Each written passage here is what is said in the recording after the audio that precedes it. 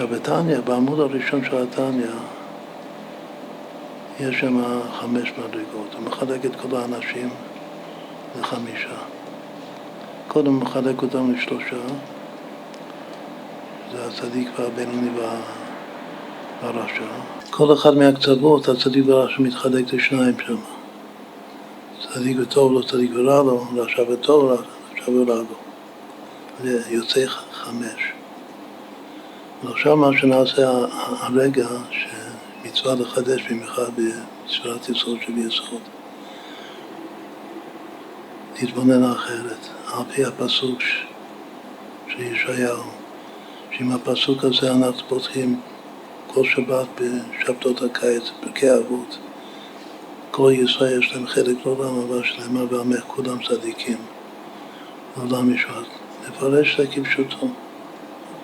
אין אצל יהודים רשעים. אין. גם בינונים אין.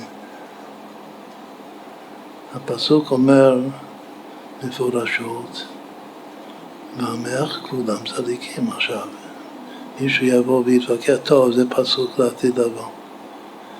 לא, אני לא אומר, אני לא קורא את זה ככה. אני קורא שהנביא מתכוון לעכשיו, לא לעתיד לבוא. ועמך עכשיו כולם צדיקים, לכן לעולם ישוע, זה לעתיד לבוא, לעולם ישוע זה לעתיד. אבל המציאות, גם היום, גם ברגע הזה, המציאות היא שבעמך כולם צדיקים. אין רשעים. אבל כתוב צדיקים זה לשון רבים, ומיעוט רבים 2. איך מסבירים רק את הנקודה הזאת בחסידות? מסבירים את זה שיש צדיק עליון יוסף, צדיק תחתון בנימין, וצריכים להתחבר בסוד רעננות צדיקים בשם, הכוונה שהשתתפות על קברי הצדיקים. ואומרים בפירוש שבתוך כל אחד יש 2 הצדיקים. ואומר כל אחד מעם ישראל יש 2 צדיקים, יש יוסף ובנימין. צדיק עליון, צדיק תחתון. ואנחנו נעשה עוד קצת. נאמר יותר פשוט. אצל יהודים, בדור של אלתר רבי הוא היה צריך ללמד שיש 5 סוגים של יהודים. בדור שלנו, לקראת משיח צדקנו, אז צריך לצאת לרחוב וללמד את עם ישראל שיש רק 2 סוגים של יהודים. או שאתה צדיק גמור, או שאתה צדיק שאינו גמור. או שאתה צדיק וטוב לו, או שאתה צדיק ורע לו, ואין אפשרות אחרת. אין רשעים. נגמר. לא נגמר, אבל אצל עם ישראל זה נגמר. אז חסידי אומות העולם שיש להם חלק לעולם הבא, זה מי ששומר היטב כהלכה על 7 מצוות, והוא הבינוני. לא הבינוני, הוא הבינוני של תניא מהדורה חדשה. עכשיו אנחנו עושים מהדורה חדשה. אבל בעמך כולם צדיקים. הוא צדיק ורע לו. איך אנחנו מסבירים מה זה צדיק ורע לו? צדיק ורע לו זה המשיח. קודם כל, עמי חז"ל אמרו שהוא צדיק ורע לו, עמי אמרו שהוא צדיק ורע לו. זה למדנו הרבה פעמים. הרב חיסדא אמרו שהוא צדיק וטוב, לא בגלל שהיה טוב לו בחיים. הרבו, שלהלוך הוא יותר חשוב, והשורש של אלתר רבי כידוע אצלנו, הוא הצדיק ורע לו בחיים. אבל היום גם זה אין. וכולם צריך להיות רק טוב. בני חיים וזו, כולו רבי הכל טוב. אז אם כן, מה זה הצדיק וטוב לו? היום הצדיק ורע לו. שזה בעמך כולם צדיקים. זה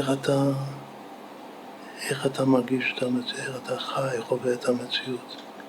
יש צדיק שהוא עדיין מרגיש שאנחנו בגדלות שם, ישראל בגדלות, שכינתה בגדלותה, ורע לו מזה. שכינתה מרה בגדלותה, עדיין יש איזה, מרה זה חולי. ורע לו מזה. זה צדיק ורע לו.